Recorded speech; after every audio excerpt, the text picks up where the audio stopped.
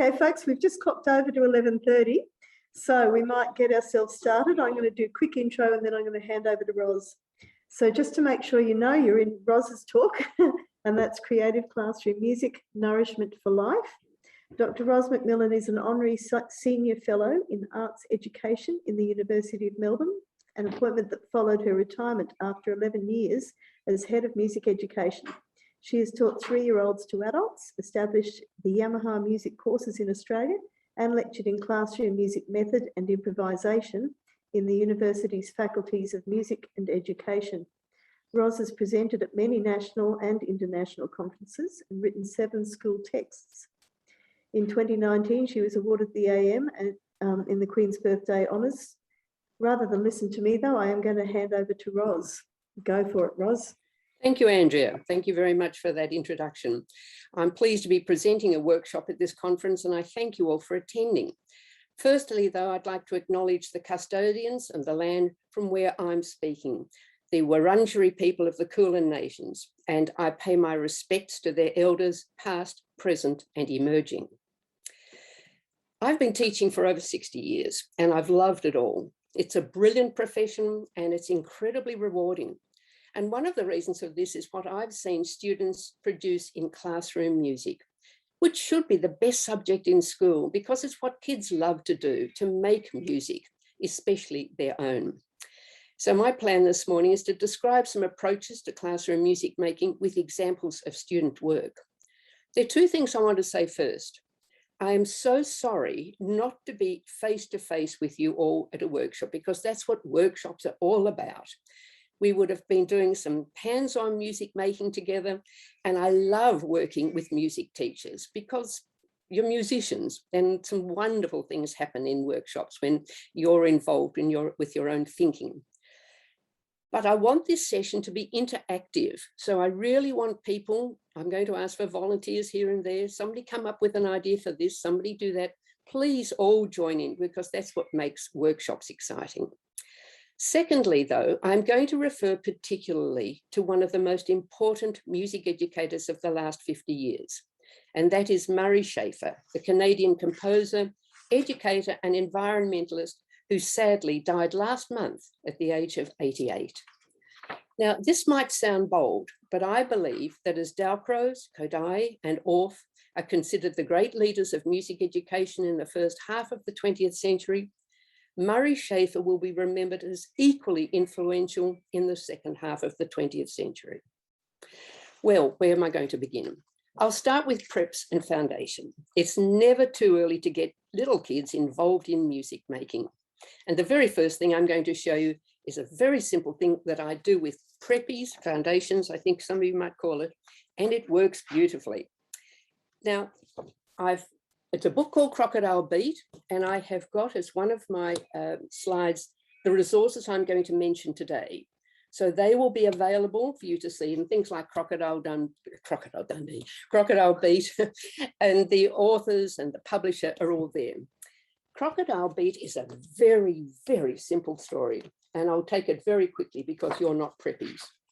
So Crocodile begins. Down by the river in the heat of the day, the crocodile sleeps and awaits his prey.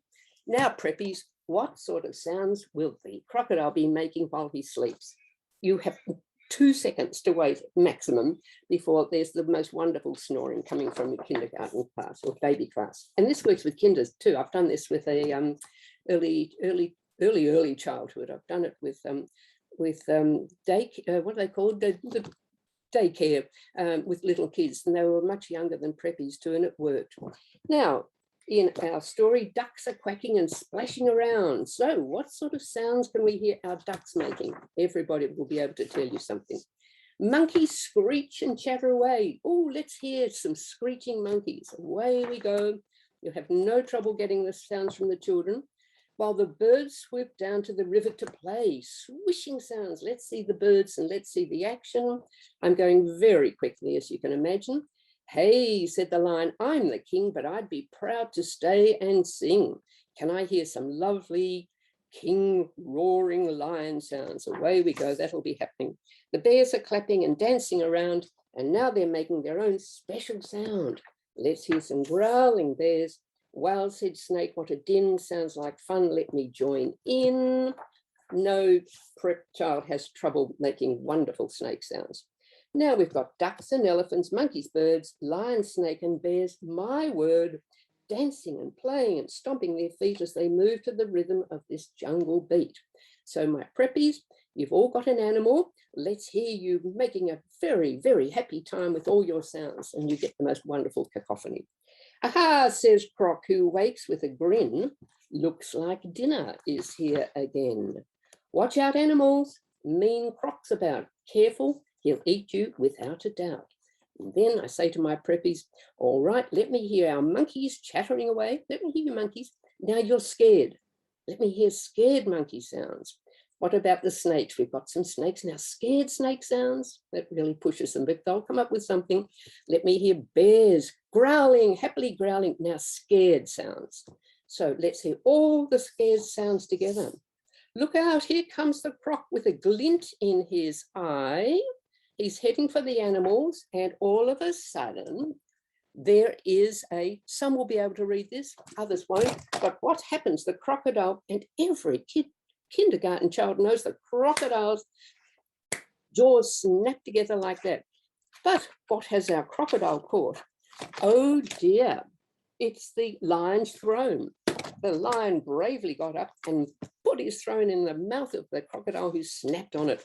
That frightened the crocodile away. Bye-bye, the crocodile disappears. Now, that will take you at least 5 minutes to get through that, not the minute and a half I did.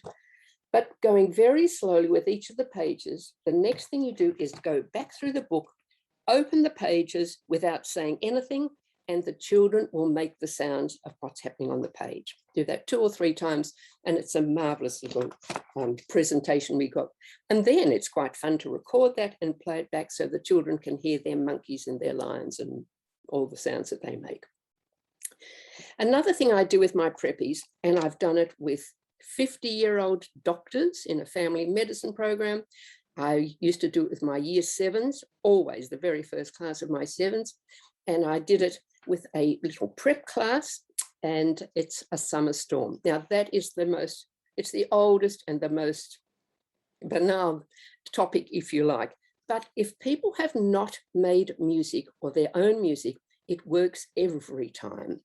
So what I do, and I'll tell you what I did with my year 7s, I would put all the instruments out in the middle of the classroom, in the middle of the floor. We'd all sit down. We had a carpeted room, which was lovely.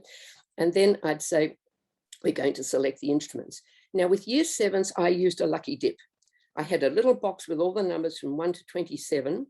The children know the order in which they are called alphabetically, because the roll is called in many classes, every period is called. So whoever was first in the roll would call out 1, and then they know who comes next, 2, 3, 4. So they gave themselves their own numbers. And then it's simple. Out with the little box, choose number 17. Now it's terribly important. That means number 17 will invariably choose the drum, because that always looks exciting telling kids. So then you go through all the numbers, and can you let me hear you play it 3 times? Can you do that? It's a good task. So with triangles, the children will hit it, they know that, and they know to wriggle in the corner, and then usually they're stuck with the 3rd one. Somebody might come up with it, but then I show them, you can hold it, clamp, dung, dung, dung, dung, dung, dung, dung, dung. You can get that clamping sound. We go right through the whole class. Everybody's got their instruments, and once they've found their sounds, put them down in front of you and keep saying that, because you're going nuts otherwise. Once all the instruments have been heard, I say, okay, we're going to make a summer storm. Are you ready? Let's play the storm now. Ready and play. Exactly the same thing happens every time, although once it didn't, but if I get time at the end, I'll tell you the once it didn't.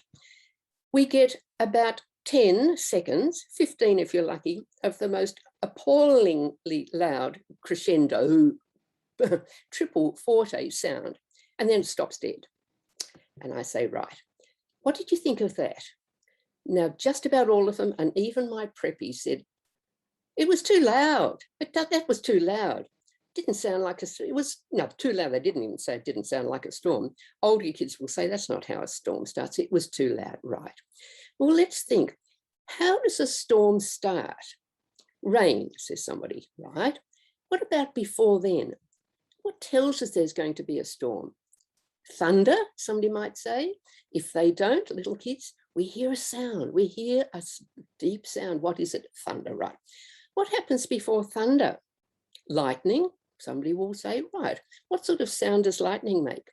Doesn't make a sound. No, it doesn't. What does it look like? It's all, somebody will say, it's all jagged and jiggly like that. That's the sound it makes, right?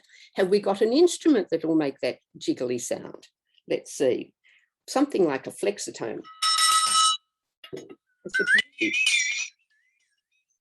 That's a great instrument. Doesn't cost a lot, but it's a fabulous one to have.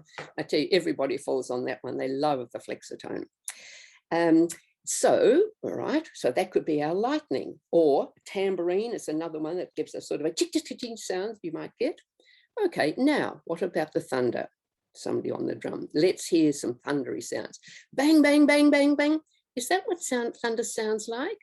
No, it's sort of softer, and it's sort of, they mightn't have the word rumble, but yes, it comes from a distance. Let's hear it very softly to start with. Can we hear it? That's good. And it builds up then.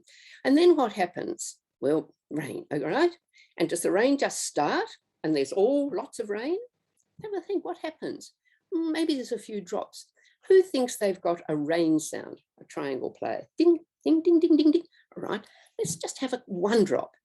Somebody play another drop, they're happening. All right, who are the rain instruments? We worked that one out. All right, rain people, what you should do is when it's time to play a raindrop, count up to 5 and then play it. Count up to 5 and another one. They'll count 5 at different levels and the sound will come trickling in. And then count up to 2 and play it so that you get the sound gradually building up until the rainstorm's there. All right, let's try it again. Second time through, we listen to it. What did you think of that? They always have a reason they want to say. The thunder went on too long, it was too loud. Right, so the thunder has to stop, all right? And the lightning was still playing at the end, right? Lightning? Let the children tell you what should be happening so that you're not going talking too much, teachers talk too much. Let the kids say what should be happening, right? And then we've got the rain. How did the rain sound? Well, it just sort of stopped. All right, well, why don't we have getting less and less, tiny drops, less and less until there are no drops. We go through the third time. Usually it's fine by then and we record it and play it back. And as I said, I've done it with doctors who thought that they were the very first people ever to be creating a summer storm, which was just lovely. And you don't disillusion them. And then you can move on to haunted houses and various things like that. So we always started with very concrete things. I'm going to play you now a cassette or a recording of a prep class. This was my preppies doing the summer storm. So here we go. Track 5. A summer storm.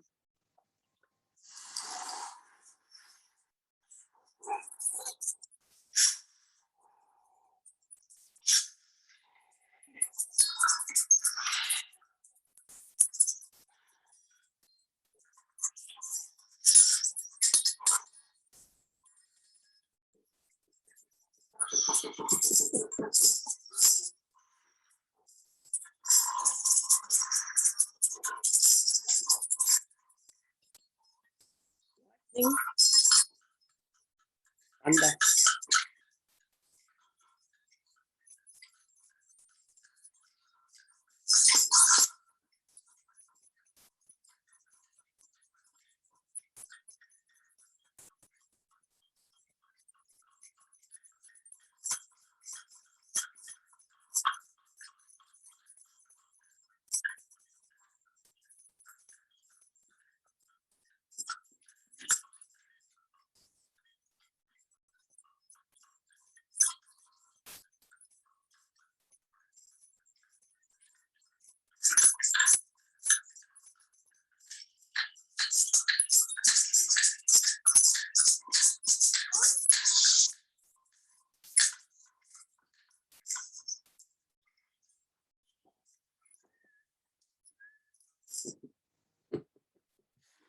And that finished because I did this with them. I just made my hands smaller and the sound got softer and softer. Now that's not bad for preps. The one slightly jarring note was that tone block that never stopped. Ding, ding, ding, ding, ding, ding, ding. And guess who was playing that? The teacher. I don't think she'd ever made music before. She was having a wonderful time. She couldn't stop dinging, and I could hardly say to it, just cool it, Mrs. M. But she was having a ball. When the time came to put that, I've written a couple of books, and when the time came to put that on recording, my sound engineer had to cut out, would the grade 3 class captain come to the office at the end of the lesson, which you normally get, so it all disappeared. So that was the summer storm from my preppies. Moving on to lower or middle primary, I do another task called insect concert. I used to call it insect idol in the days when that program was on, but that hasn't been on for a while, though I understand it's coming back in 2022 for a bit of useless information. So I've called it insect concert.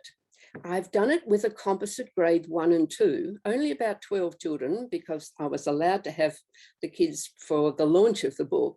So it was quite a small group, but it would work, I'd say, up to about grade 4. So I get the kids to name insects. Now, it doesn't matter what age, I write them on the board, even if they can't read them, but I put the names on the board. And we try to get about 10 or 12 insects. So we get bees and butterflies, moths, mosquitoes, dragonflies, all sorts of things. And then I say, what sounds does it make? Okay, here's a bee. What sounds will a bee make? Let's hear it all. Some lovely buzzing. Okay, can our bee make a different sound with its buzzing? Let's think, maybe up high perhaps. So we might be going zzz, and then we go zzz, and then come down to a low sound. Go through each of the insects to see if we can find 3 sounds that they make. All right, what about butterflies? Now this did happen with my composite 1 and 2. Some kids had a butterfly and I said, what sound does the butterfly make?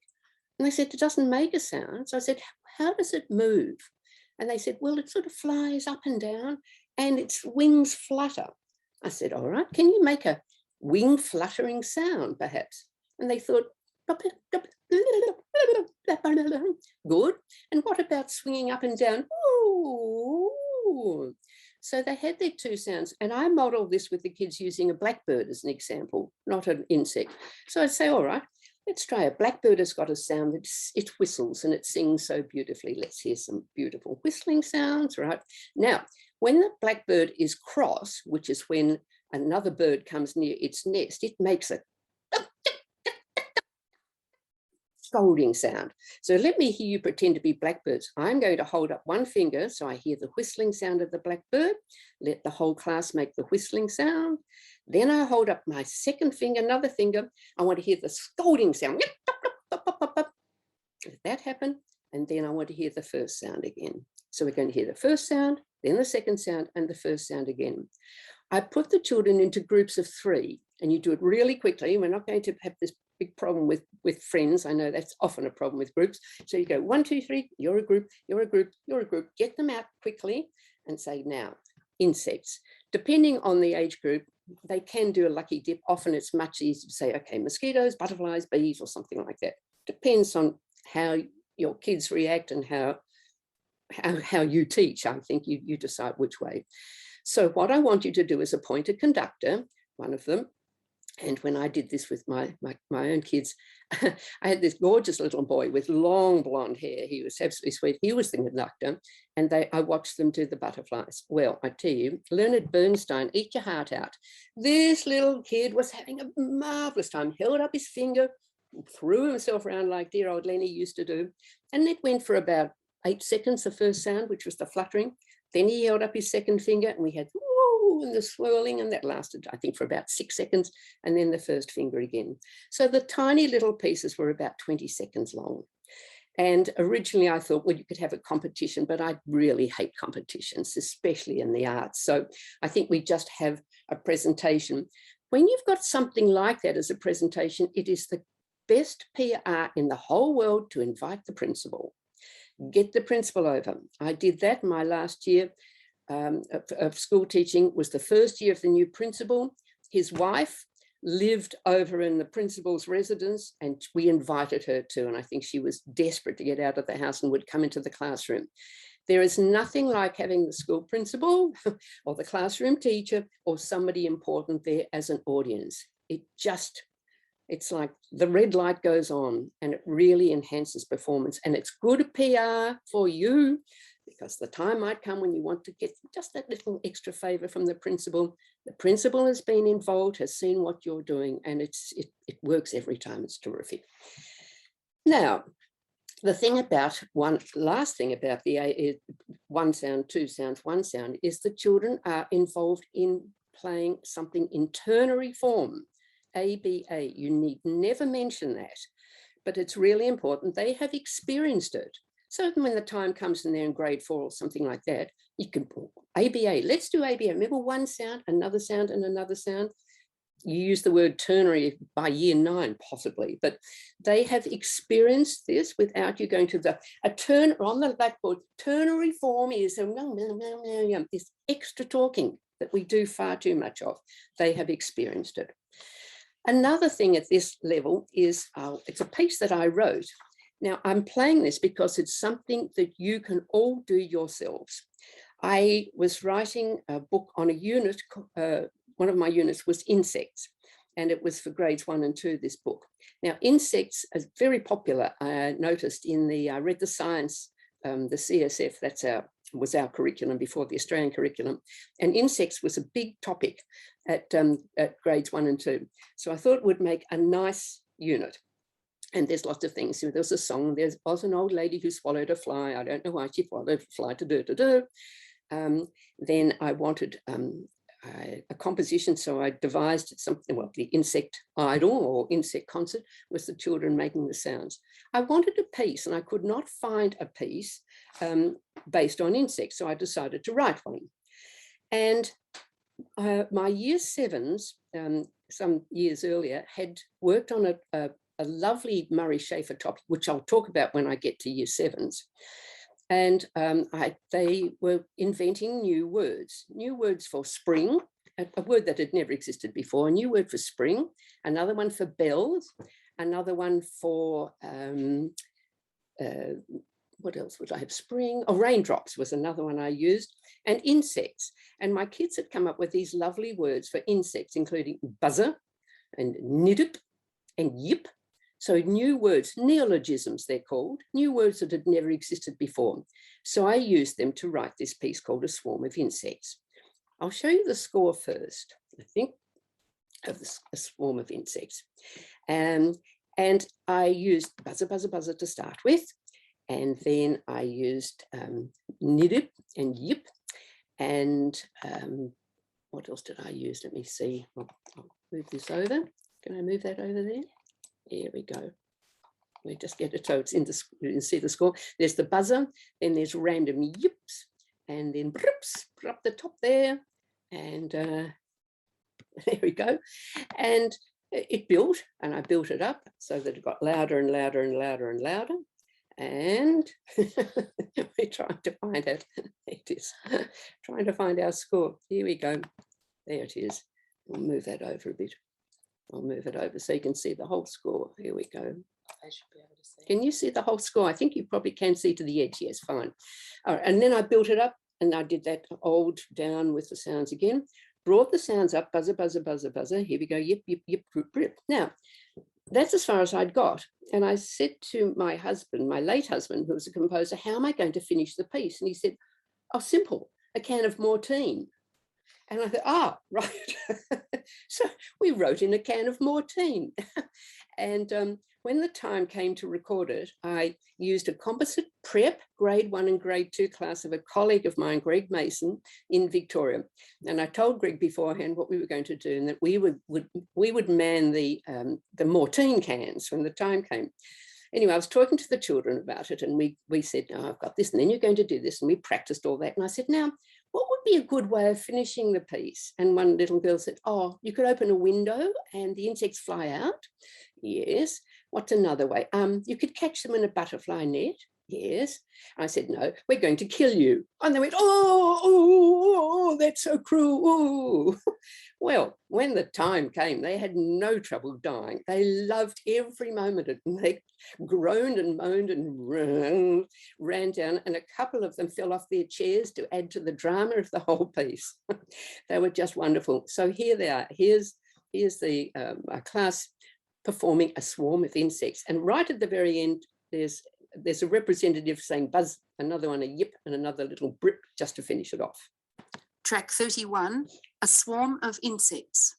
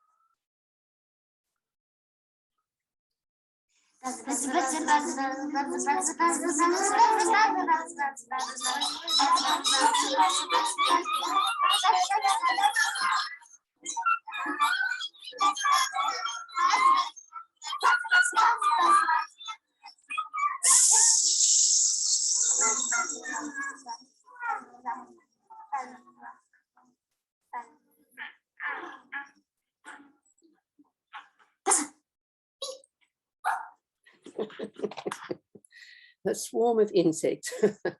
Let me stop sharing. Thank you. One of the best resources for primary classroom are picture books, and they range from the simplest, such as Crocodile Beat that I showed you, to more sophisticated that suit middle to upper primary. And two that I've worked with that provide splendid material for creating classroom music are Migaloo, the White Whale by Mark Wilson, and that's on the resource list, and Ernie Dances to the Didgeridoo by Alison Lester. They're both Australian authors. In fact, they're Victorians. And every page is filled with musical possibilities. Now, Migaloo, of course, is the story of Australia's famous rare white whale who travels from Antarctic to the Great Barrier Reef every year for the breeding season for whales. A bit of a worry is that he hasn't been seen for a couple of years, and there's concern that he might have contracted skin cancer because of his white skin. But it's a beautiful story about Migaloo being born, his adventures keeping close to his mother, his adventures with sharks and pushy humans who come in too close, and hearing the whales singing. And Asme Victoria has presented several workshops using the book, and Michael Travers, who's our Victorian Treasurer, has developed the most fabulous online resources, which are listed in the resource sheet. And there are so many opportunities for making music. And Mark Wilson himself has contributed to our musical workshops with other ideas. It's been a wonderful collaboration. And the second book is Ernie Dances to the Didgeridoo, another lovely story. Ernie is a little Victorian boy who flies to Arnhem Land with his parents for a year. And there he witnesses the 6 seasons of the Northern Australia. We're so Eurocentric, we just think that everybody has 4 seasons, but no, most of the world has 6 seasons. Most of the world is in the band with that variety of seasons.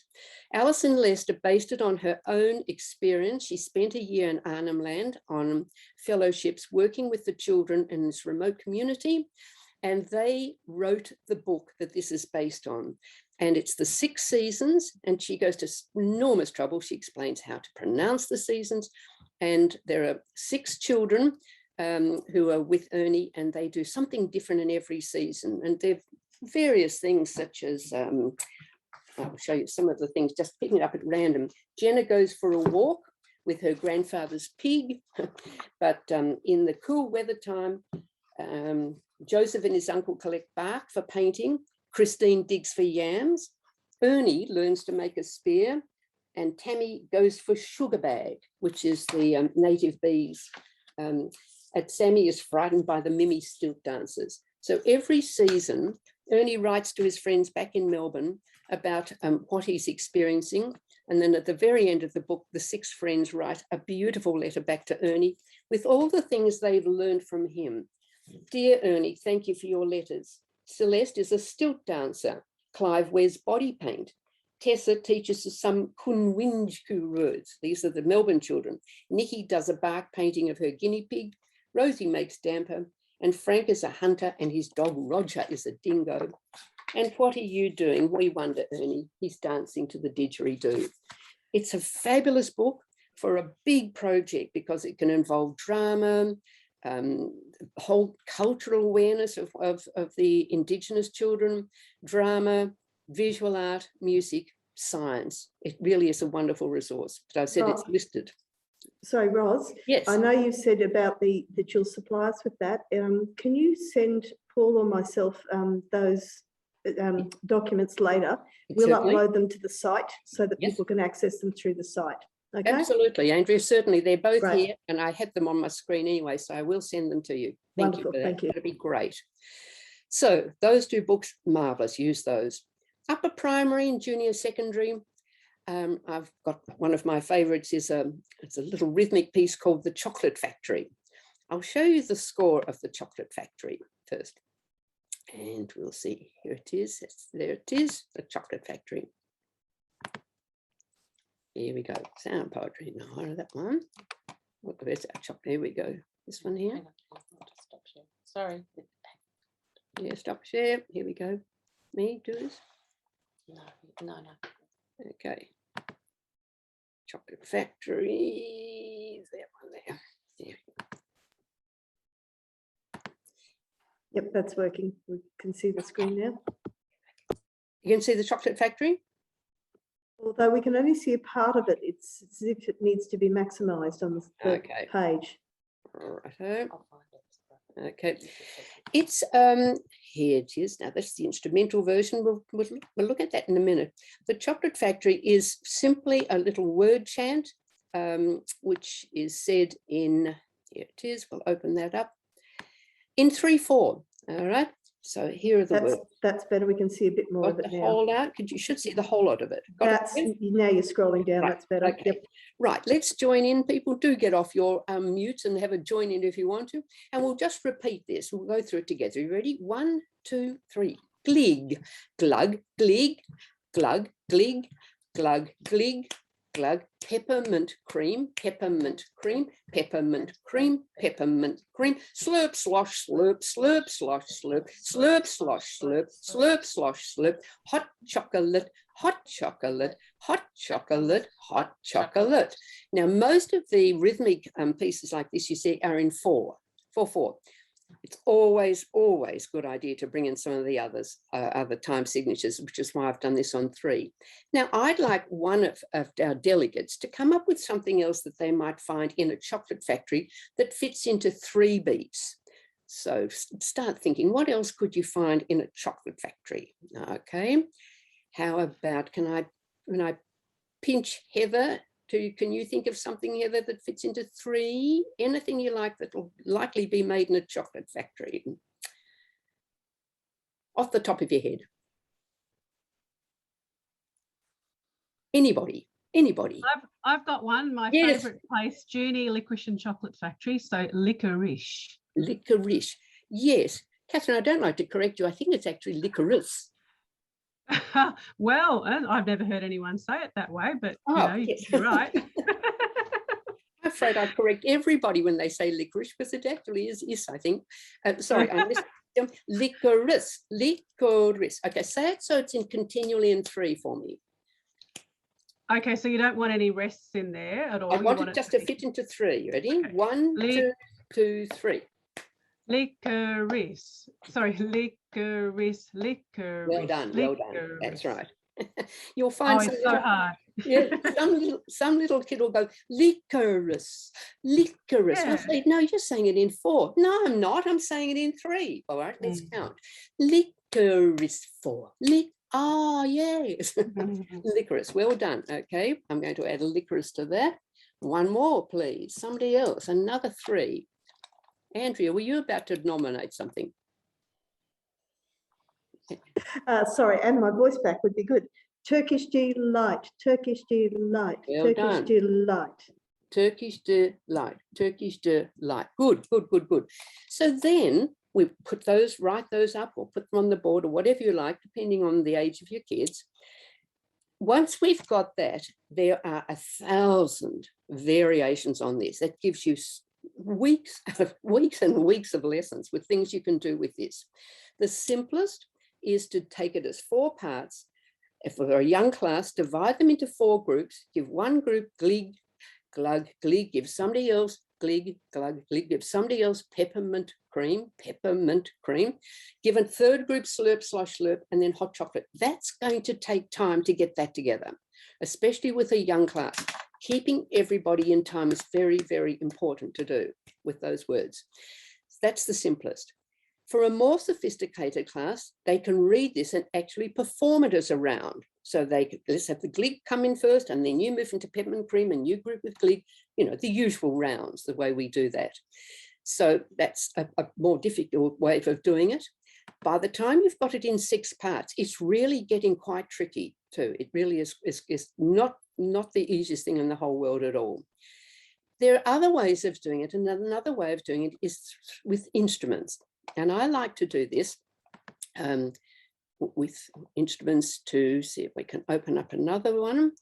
Ros, there are some great ones coming in with a lollipop and banana and all sorts. Oh, thank you. They're all coming in now. Are they on the chat?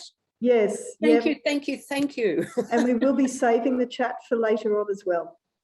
Oh, that's fantastic. Thank you very much. Okay, I'm going to show you the instrumental version now as a suggestion. It works nicely if you've got, and move it over a little bit. There we go. And it needs to be a little bit wider here. This works if you've got a set of tuned percussion. I think more and more schools are getting them. Look, when I taught, we had the most ghastly set of them, of tuned percussion. We never had anything very glamorous, but we actually had about 30 sets of these terrible little tinny things, but it was the full octave. And that was very useful because we just used pentatonic, we just used the upper notes of this, and it worked very well. But I have done an simple instrumental version using C pentatonic. And I've just used C, E, G, and A. Now, again, there are so many simplest ways of doing this to quite difficult. And the simplest way I've got is simply by getting your children all together to write C, G, which is glig, glug, glig, glug. I couldn't find a crotchet rest anywhere on Word. So I had to put in a question mark, but I think you know what I mean. And then for peppermint cream, peppermint cream, dun, dun, dun, D, E, E, C, D, G, G, A, slurp, slosh, slurp, slosh, etc. And for hot chocolate, I suggest improvising on the pentatonic. Now, the easiest possible way of teaching this is to give the glig glug group C, G, and nothing else. Let them play that. Then the next group, peppermint cream, da, da, dee, dee, rehearse them separately, then put them together. Let me hear the slurp, slosh, slurp, slurp, slosh, slurp. No, that's actually a slightly more difficult way. The simplest way to start is give glig, glug only the C. Give peppermint cream only E. Slurp, slosh, slurp plays only G, and the hot chocolate group play only A. Hot chocolate, then it goes against slurp, slop, peppermint cream, glig, glug. So you get the C6 chord. Then, if that's too easy, we can move on and actually read these notes and play them. And improvising is nice to do because everything sounds good when you improvise on the pentatonic. Everything works beautifully. It can be more difficult by moving the children through, and group 1 becomes 2, 3, 4, whichever way you want to do it. There's lots of ways it can work. And you can be writing this stuff. You can write this sort of rhythmic piece on any topic you want. You are all musicians. This is the dead simple stuff. It took me about 5 minutes to come up with it. It's definitely something that you can do too.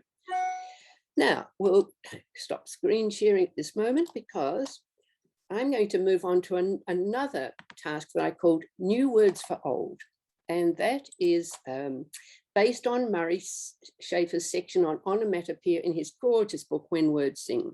I've put all Murray Schaefer's books on the resource page, and they've all been published in one brilliant book called The Thinking Ear Arcana. It's a marvelous book. I checked it on Amazon. It's only $45. It is invaluable. It will give you months and months and months of lessons.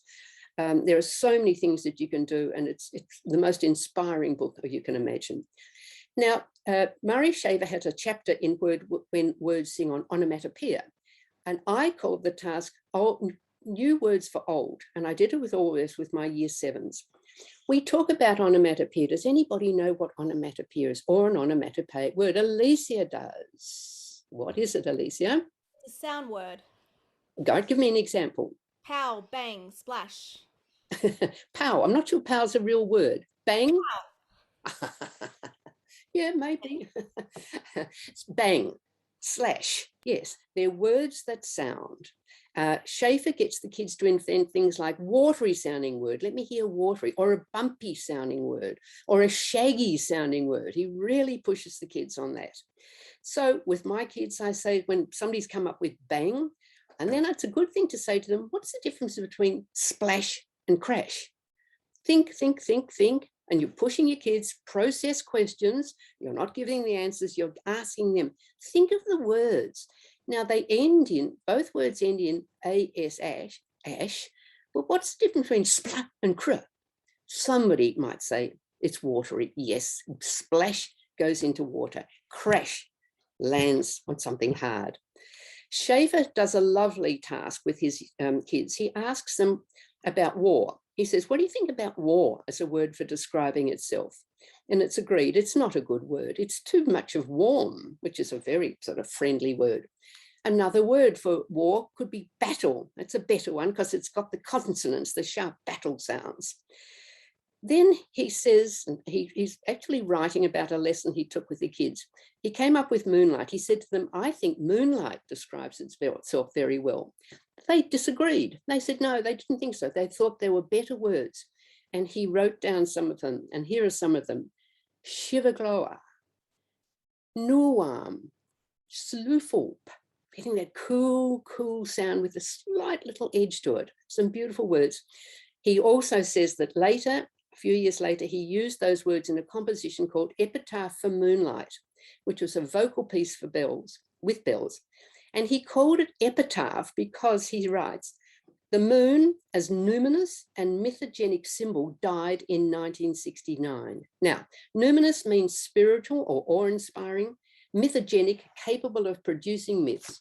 And according to Schaefer, the moon died when men got there and tramped all over it in 1969. So he called his piece Epitaph for Moonlight. Now, my year 7's tasks, I said earlier, invent new words for spring, insects, and bells. And the insects came up with a nid, yib, and buzzer, which I used in a swarm of insects. Now, my year 7th, one of the groups took raindrops. They didn't do it in the ABA sense that I asked them for, rather that it was in an arch shape. And it just came up as a very, very beautiful little piece. Just play this now. Here we go. Unit 2, piece number 2.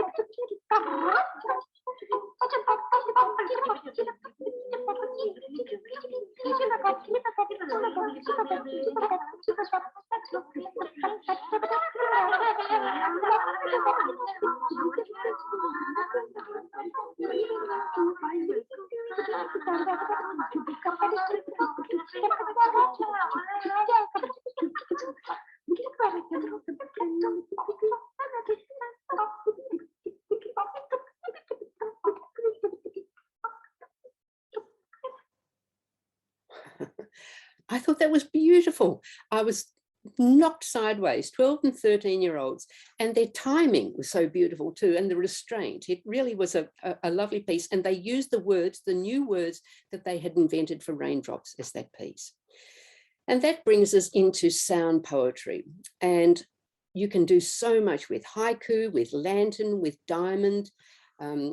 this first. Haiku is a beaut one to start with. Haiku is really fantastic, and I'm going to I'll show you a haiku. No, I'll talk about a haiku first, I think. And where they work really well is to celebrate a season. So we would do haiku in September and go outside and write haiku on spring, anything to do with spring. And I gave them as an example a beautiful Japanese one, which is, "What a wonderful day, no one in the village doing anything." And of course it's 5, what a wonderful day, 5 syllables in the first line, 7 in the second, and 5 in the third. What a wonderful day, no one in the village doing anything. Well, my students went mad one day, a year 7 class. That was a bright class and they were crazy. So I said, let's write some haiku. And when we read them out, or 27 of them, there were an awful lot of them that seemed to be to do with crazy animals. And so I said, all right, let's make it a topic on crazy animals. They got into groups of 3 or 4 and chose one of their colleagues that had something to do with the crazy animals. Now, this is pure year 7 humor. An ant under an elephant's foot is what you call ishy squishy. Once there was a worm sitting on a lamington eating all the jam. As I said, this is real year 7 humor. Mr. Snake have a lisp. He takes his false teeth out and then goes to sleep. Well, I'm going to play you the music of one which is "Pigs hunt in the mud for helpless little Martians and gobble them up." Now, it's on an old cassette tape. Remember them? Some of you won't have been born when cassette tapes were around, but I still find it incredibly useful. Anyway, here's "Pigs Hunt in the Mud," 3 of them, playing an assortment of instruments that were floating around the music room.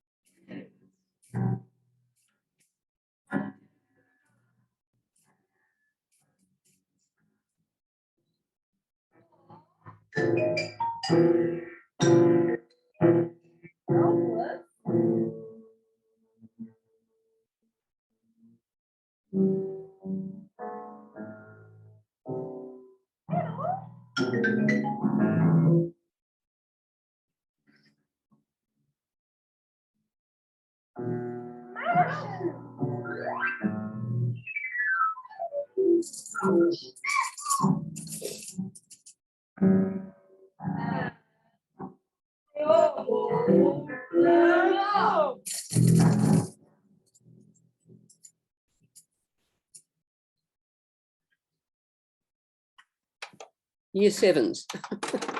They weren't musicians. There was a double bass in the room, so they lay it on the floor because that was too big for them and sawed across it with the bow. Somebody else on the piano was just plonking away, making these wonderful sounds, and they had a metallophone. But it was fun, and we put the whole lot together, and there were about, we ended up with about 12, I think, and it made a marvelous little concert all round. Crazy year 7s doing their year 7 thing. Another type of poetry, and I will show you a screen share. We'll look at the sound poetry, which is down here, share screen. My fingers are too, sound poetry. Here we go. There's our pigs hunting in the mud for helpless little Martians and gobbling them up. Can you see all that? A lantern poem. Now, these are fun to write. And again, they're simple. They can be done very, very quickly.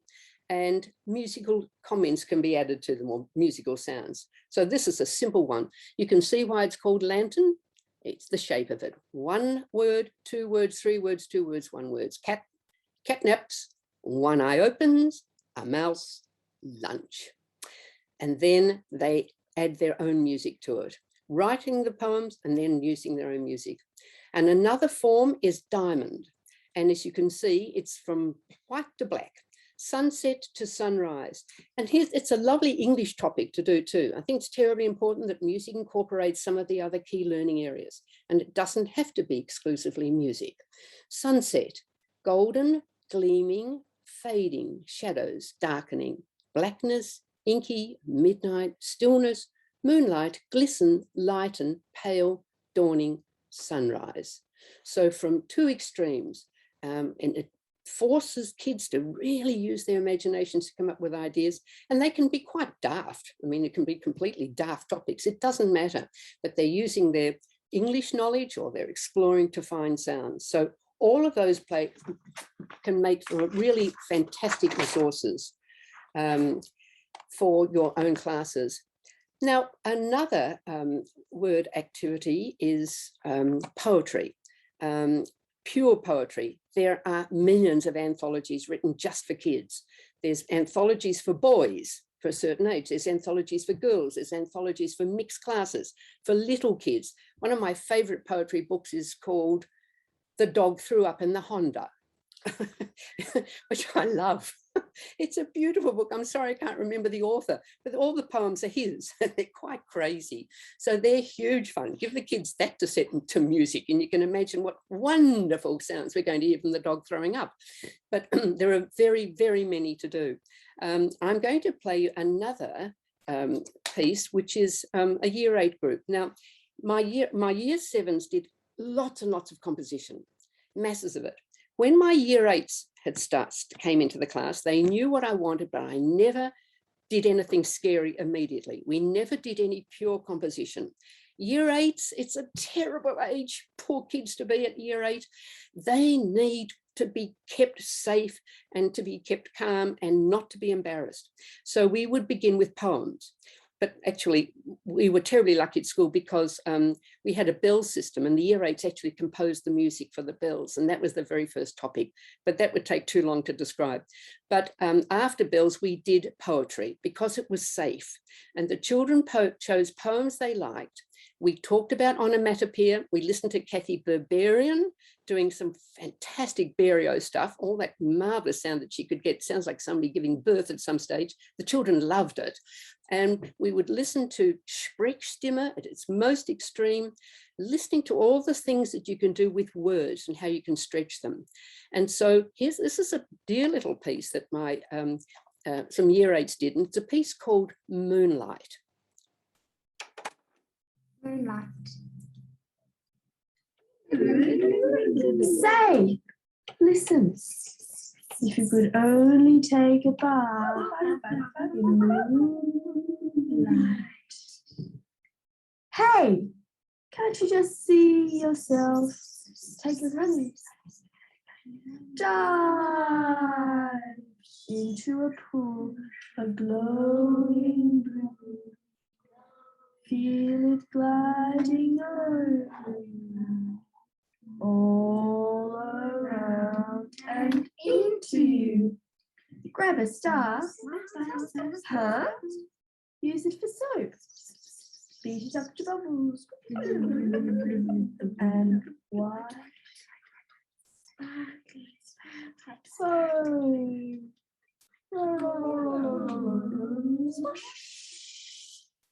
Foam. I'd just like to bet. Bet? You could wash yourself clean in moonlight.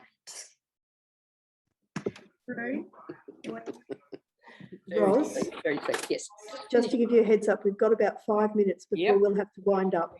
2 quotes to end, right on it, Andrea. One is from a study by Ben Thorne and Inga Brash from the University of New England, and it refers to data from the World Economic Forum. And this is a quote from their paper, which they got from the World Economic Forum. In the near future, more than a third of all jobs, at least 36%, will require complex problem solving as a core skill, compared to 4% having the core skill of dexterity or physical strength. A large range of occupations will require a high degree of cognitive abilities, such as creativity, logical reasoning, and problem sensitivity as part of their core skill set. And the last quote from my hero, Murray Schaefer. It was the quote that gave me my whole philosophy on music education. Prior to reading Murray Schaefer, I was mucking about. I didn't know what to teach. I came through a time when arts teachers didn't need teaching qualifications, would you believe? I didn't know what to teach till I read Murray Schaefer talking about what's needed in the classroom. And he said, "It is my feeling that one learns practically nothing about the actual functioning of music by sitting in mute surrender before it. As a practicing musician, I've come to realize that one learns about sound only by making sound, about music only by making music. The sounds produced may be crude, they may lack form and grace, but they are ours." And that was the eureka moment for me. It is the sounds that our students make that are the most meaningful to them and which can guide their expressive thinking in all aspects of life, making, hopefully, for a better world. Thank you. Thank you, Ros. I can see lots of people clapping. And any questions, because seeing we're short on time, I'll just open it up, take yourself off mute and quickly ask Ros.